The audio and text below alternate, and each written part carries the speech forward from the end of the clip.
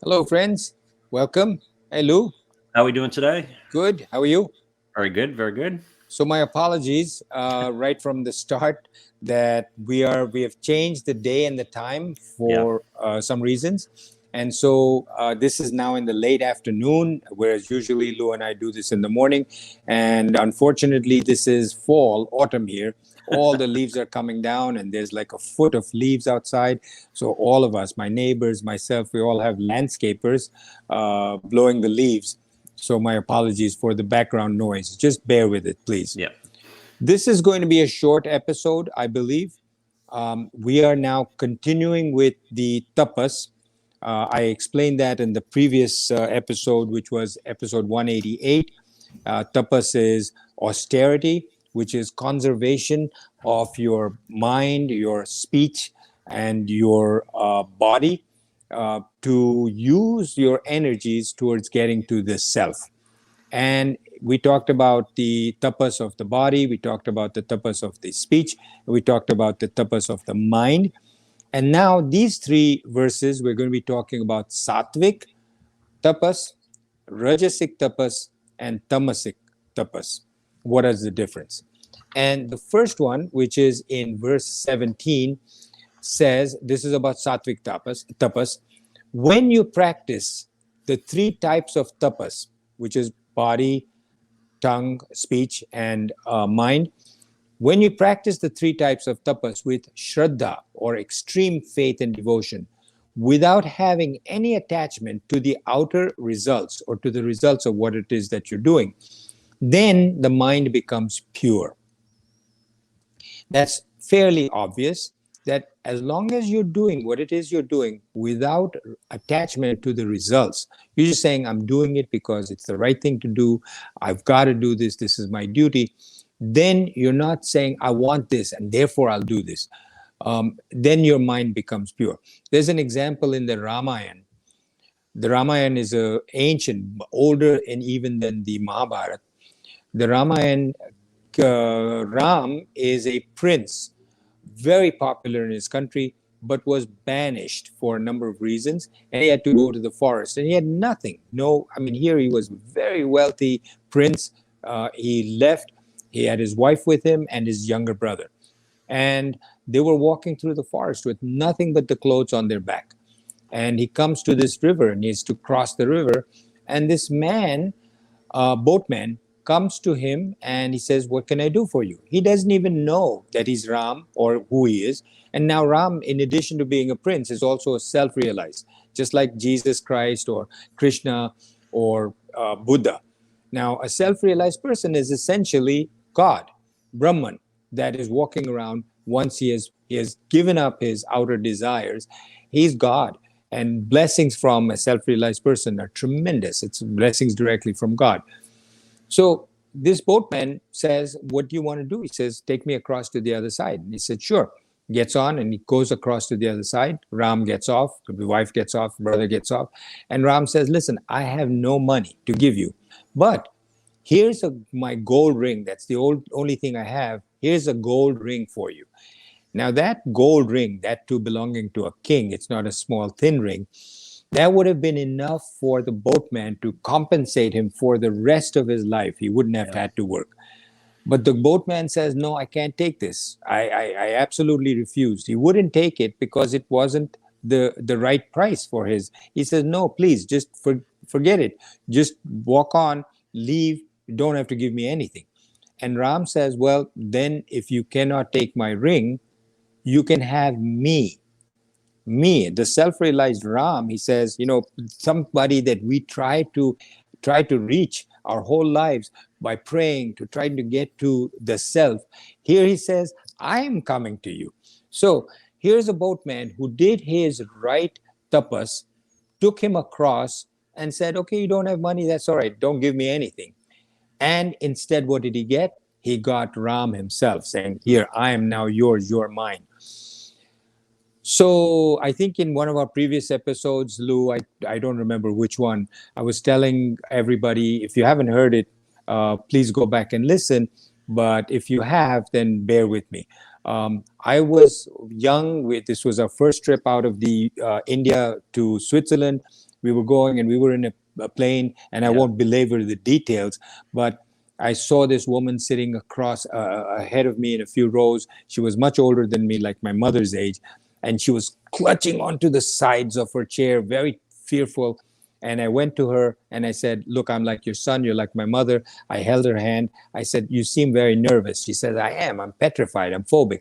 And I calmed her down by talking to her and reassuring her, and she was fine. I had no reason to think that I was going to get anything out of that. But here we were, students had no money. We had no place that we knew where we were going to stay. We were going to sleep on the railroad station or wherever. It was dead of winter. It was December in Switzerland, in France. And turned out she was the commissioner of customs in India. And she had real estate, apartments and condos all over London. And she made a phone call and said, "When you go to Paris, this is the ambassador for Sri Lanka or Ceylon. And wait at the airport. He'll make sure to send a limo with a driver." And that the ambassador made sure we had a separate apartment of our own in Paris in the diplomatic section with a chauffeur driven car at our disposal for the whole time. Now, I can give you many examples like that throughout life where, without really expecting anything, you do something good and good comes of it in the long run. And you can't do it because saying, "Well, I'm just hoping that something good comes of it, but I was told not to hope, so I'm not hoping for anything." That doesn't work. It really, from your heart, it has to be, "I'm doing the good thing for the sake of doing the good thing," and you'll see that results come. And you should then not be looking at the results. When you do that, that's known as sattvik tapas. Tapas is from your body, from your mind, from your speech, whatever it is that you're doing, that is for the good of your fellow human being, for the world, for your family, for your culture, for your universe, etc. Next one, verse 18 says rajisik tapas. It says, if a person does tapas, which is not sattvic or rajasic or tamasic, and he does it to get recognition or reverence, for honor or respect for himself or worship, then that is rajasic tapas. Mm-hmm. You're not doing it to calm your mind. You won't calm your mind. You will get no inner purity. You're doing it. You will be revered. People will respect you. People will honor you because you're doing something. But your having done it for that will result in not getting the purity of your mind that you're looking for. So do it for the right reasons, not to get anything from the outside world or people.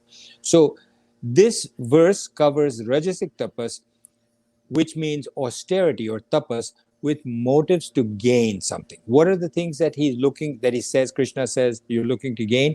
First is reverence. Reverence. So people do fasting. They use a lot of self-discipline. And you say, "Wow, look at him. He can fast for 9 days. Wow, he's really a saint."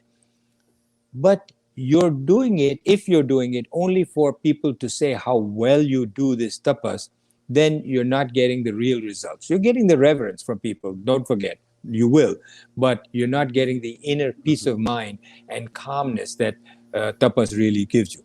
Next one is honor.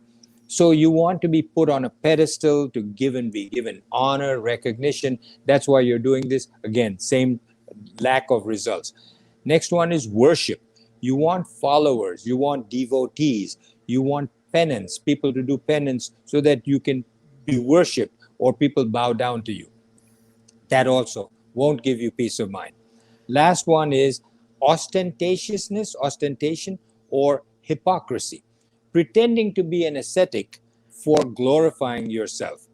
So this austerity is unstable.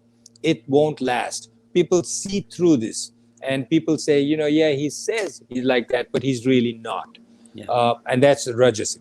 The last one is tamasic. Tamasic tapas is really crazy tapas. People that don't understand what they're doing, they don't understand the scriptures. In India, you see this a lot. You see people, holy men, lying on a bed of nails.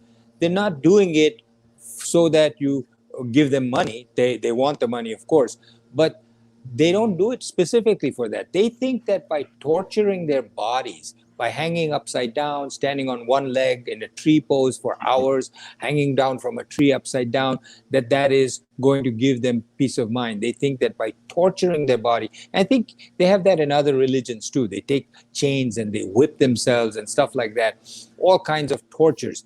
That is tamasic tapas. Tapas practiced with crazy ideas, torturing the body. People think that this will control their mind. It doesn't. It has nothing to do with spirituality. It's done without understanding, just out of superstition, and it doesn't really do anything. So we talked about the tapas being of sattvik nature, rajistik nature, and now tamasic nature. And the next time, Lou, we're coming to the end of chapter 17.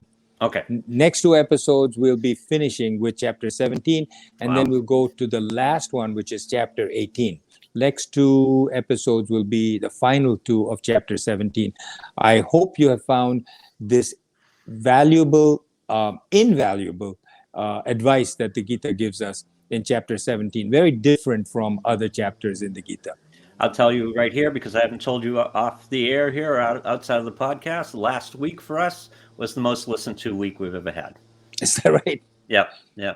We've been climbing, and very successful. We're up to being listened to in 61 countries right now. Whoa. Yeah. You know, I try not to know. You've given me the link to look to see how many people listen and where they listen from. And I got to tell you, I'm not self-realized, far from it.